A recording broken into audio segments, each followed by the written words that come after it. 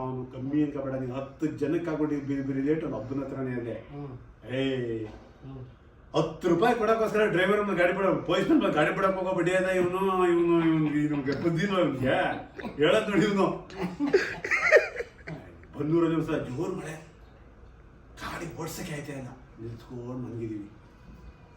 Police ನಮ್ಗೆ ಬಂದು ಏನು ಬಡಿತಾವನೆ ಬಟ ಡಬ ಡಬ ಅಂತ.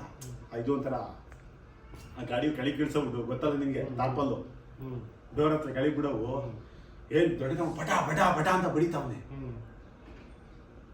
ನಾನು ಬೇಲ್ ಮಗಿದೆ ಅಂತ ಕೆಳಗೆ ಮಲಗಿದ್ದ. ಬಡಿತವ್ರೆ ಪೊಲೀಸ್ನವರು, ಎತ್ರ ಸೊಳ್ಳೆ ಮಕ್ಕಳು ಹಂಗೆ ಹೆಂಗೆ ಬಾಯಿ ಬಂದಂಗೆ ಬೈತಾವನೆ.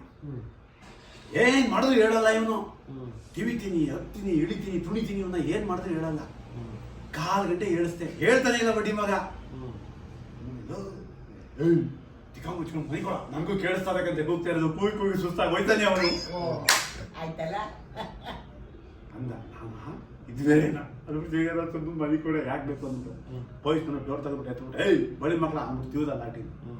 ಇವ್ರು ಗದ್ದಿ ಏನು ಕುತ್ಕೊಬಿಟ್ಟ ಹಿಂಗೆ, ಏನು ನಿಮ್ಮ ಅಪ್ಪನ ದಾರಿ ಎಲ್ಲ ಬಂದು ಸಾಯ್ತಿರಲ್ಲ, ಮಳೆ ಓಡಿಸ ಗಾಡಿ ಕಾಣ್ತಾ ಇಲ್ಲ, ನಿಮ್ಮ ಅಪ್ಪನ ದಾರಿ ಡ್ರೈವರ್ ಕೆಲಸ ಮಾಡಕ್ಕೆ ನಿಂಗೆ ಇದು ಏನು ರೋಡ್ಸ್ ಮಾಡಕ್ ಬಿಟ್ಟಿರೋದು, ನಿನ್ನ ಗಾಡಿ ಚೆಕ್ ಮಾಡಕ್ಕಲ್ಲ, ಹೋಗಿ ರೋಡ್ಸ್ ಮಾಡಕ್ಕೂ ನೀನು ಅಂದ್ಬಿಟ್ಟು ಸ್ಟಾರ್ಟ್ ಮಾಡ್ಕೊಟ್ಟು. ಅಯ್ಯೋ